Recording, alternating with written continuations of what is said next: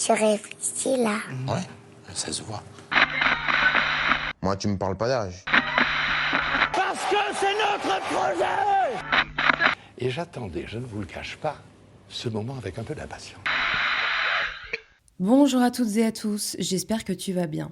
Aujourd'hui, dans ce nouvel épisode du Monde à ma hauteur, on va parler d'un sujet qui concerne tout le monde, la qualité de l'eau que tu bois tous les jours. Est-ce que l'eau du robinet est vraiment aussi propre qu'on le croit? C'est la question que se posent en ce moment des médecins français et leur réponse peut inquiéter. Avant tout, rappelons quelque chose d'important. En France, on a la chance d'avoir de l'eau courante chez soi, c'est-à-dire de l'eau qui sort des robinets tout le temps. C'est loin d'être le cas pour tout le monde et officiellement, les autorités nous disent que cette eau est contrôlée et qu'elle est bonne à boire. Mais un groupe de médecins français vient de publier un rapport qui dit que la réalité est un peu plus compliquée que ça. Ces médecins qu'on dit libéraux, ce sont ceux que tu vas voir chez ton médecin de ville, pas à l'hôpital. Et ils ont étudié la qualité de l'eau potable en France et ce qu'ils ont trouvé les inquiète. Alors, qu'est-ce qu'ils ont découvert ? Eh bien, même si officiellement 87% des réseaux d'eau sont déclarés conformes, ces médecins révèlent que près de 19 millions de Français, c'est presque un Français sur 3, auraient bu de l'eau qui ne respectait pas toutes les normes de qualité au moins une fois en 2024. Mais pourquoi ? À cause de 3 types de polluants qui se retrouvent dans l'eau sans qu'on le sache vraiment. Le premier, ce sont les PFAS. C'est un mot compliqué pour parler de produits chimiques fabriqués par l'homme, utilisés dans plein d'objets du quotidien, comme les poêles anti-adhésives ou les emballages alimentaires. Le problème, c'est qu'ils ne disparaissent jamais vraiment dans la nature. C'est pourquoi on les appelle les polluants éternels.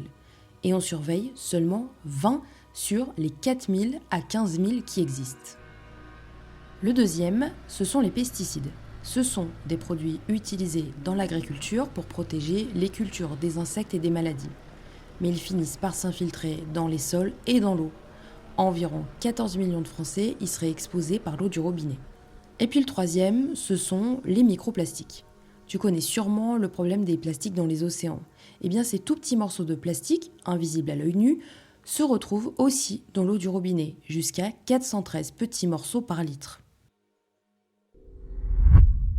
Mais pourquoi c'est dangereux ? Ces polluants peuvent avoir des effets sur la santé sur le long terme. Ils peuvent perturber le fonctionnement des hormones dans notre corps, affaiblir notre système immunitaire, c'est lui qui nous défend contre les maladies, ou encore favoriser certaines maladies graves. Ce qui inquiète le plus les médecins, c'est que ces effets sont silencieux. On ne sent pas tout de suite en buvant un verre d'eau. C'est sur des années que ces polluants peuvent avoir un impact sur notre santé.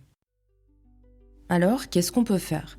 Ces médecins ont écrit une lettre ouverte au gouvernement pour demander des changements. Ils réclament notamment que l'on surveille beaucoup plus de substances dans l'eau, que les systèmes de filtration soient améliorés et que l'agriculture biologique soit davantage encouragée pour réduire l'utilisation des pesticides. La bonne nouvelle, c'est que ces médecins ne disent pas que l'eau du robinet est dangereuse à boire aujourd'hui. Ils disent surtout qu'il faut agir maintenant pour que l'eau reste propre dans les années qui viennent. J'adore l'eau. Dans 20-30 ans, il n'y en aura plus. Et j'espère que ce nouvel épisode du Monde à ma hauteur t'a permis de mieux comprendre cette actualité. Nous, on se retrouve la semaine prochaine et en attendant, prends soin de toi.